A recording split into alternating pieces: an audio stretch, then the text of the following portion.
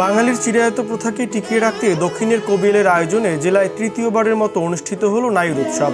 বুধবার সকালে পটুয়াখালী জেলা শিশু একাডেমি মিলনায়তনে আয়োজিত এই উৎসবের উদ্বোধন করেন জেলা প্রশাসক নূর কুতুবুল আলম। এ সময় পটুয়াখালী পৌর মেয়র মহিউদ্দিন আহমেদ, উৎসব আয়োজন কমিটির আহ্বায়ক মার্জিয়া আক্তার, দক্ষিণের কবিলের সভাপতি জাহাঙ্গীর হোসেন মানিক সহ আমন্ত্রিত অতিথিরা উপস্থিত ছিলেন। আয়োজকরা জানান, বিয়ের পর মেয়েরা বাবার বাড়িতে নায়র যায়। এই নায়র যাওয়ার বিভিন্ন উপলক্ষ থাকে, যেমন ভাদর কাটানি, জোড়া মাসের নায়র, প্রথম সন্তান হওয়ার পর নায়র, শীতের পিঠাপুলির নায়র সহ জ্যৈষ্ঠ মাসে আম কাঁঠালের নায়র নেয়ার প্রবৃত্তি রয়েছে। তবে কালের বিবর্তনে নায়র প্রথা হারিয়ে যেতে বসেছে। এবারের নায়র উৎসবে ৭৫টি পরিবারের ৩০০ জন নারী পুরুষ অংশগ্রহণ করেন। নায়র উৎসবের দিনব্যাপী আয়োজনে ছিল নাচ, গান, সাংস্কৃতিক অনুষ্ঠান সহ বিভিন্ন পিঠাপুলি ও বাহারি সব খাবারের আয়োজন। নিউজ ডেস্ক, খবর পটুয়াখালী।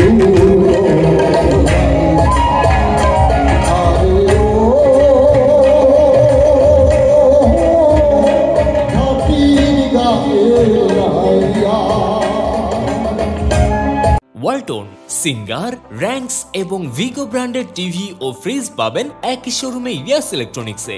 পছন্দের ব্র্যান্ডের পণ্য পেতে চলে আসুন ইয়েস ইলেকট্রনিক্স, সবুজবাগ মোড়, পটুয়াখালী।